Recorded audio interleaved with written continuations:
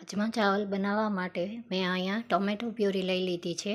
આ પ્રકારના રાજમા નાના લીધા છે અને મેં રાત્રે એને પલાળી દીધા હતા. ત્યારબાદ 2 ડુંગળી, લસણની ચટણી, ગરમ મસાલો અને મીઠું લીધું છે અને આપણે જે રેગ્યુલર મસાલા હોય એ લેવાના છે.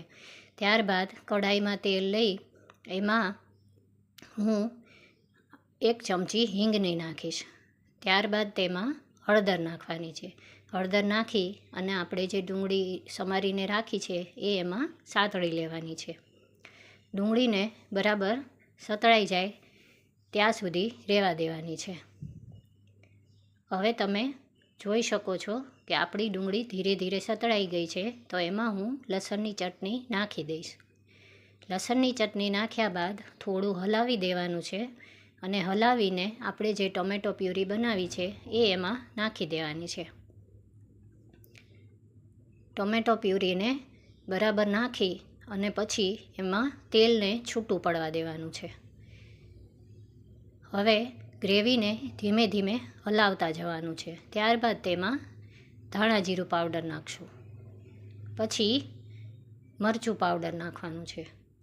મરચું પાવડર નાખ્યા બાદ તેમાં આપણે સ્વાદ મુજબ મીઠું નાખશું.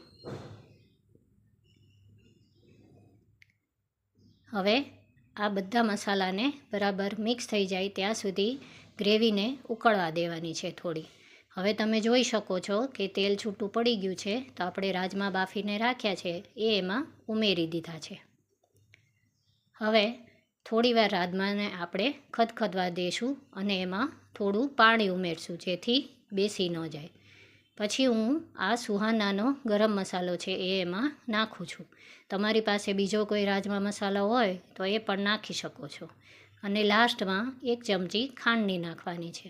તો અહીંયા હવે આપણા રાજમા સરસ રીતે ઉકળી ગયા છે અને આપણા ટેસ્ટી અને એકદમ ડિલિશિયસ રાજમા તૈયાર થઈ ગયા છે.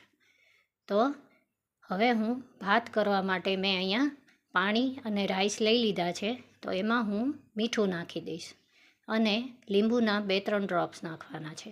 લીંબુ નાખ્યા બાદ તેમાં 2 થી 3 ચમચી આપણે તેલની નાખશું. આવી રીતે તમે બાસમતી રાઈસ બનાવશો તો તમારા રાઈસ એકદમ છૂટા અને સરસ બને છે અને ભાત એકદમ સફેદ રહે છે. ત્યારબાદ તેને હળવે હાથે હલાવી દેવાનું છે. હવે તમે જોઈ શકો છો કે રાઈસ ચડી ગયા છે, તો હું એને એક જાળીમાં કાઢી લઈશ.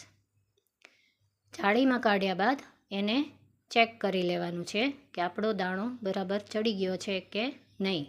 તો તમે જોઈ શકો છો કે રાઈસ પણ રેડી છે. તો અહીંયા આપણી થાળી રેડી થઈ ગઈ છે, રાજમા અને ચાવલ.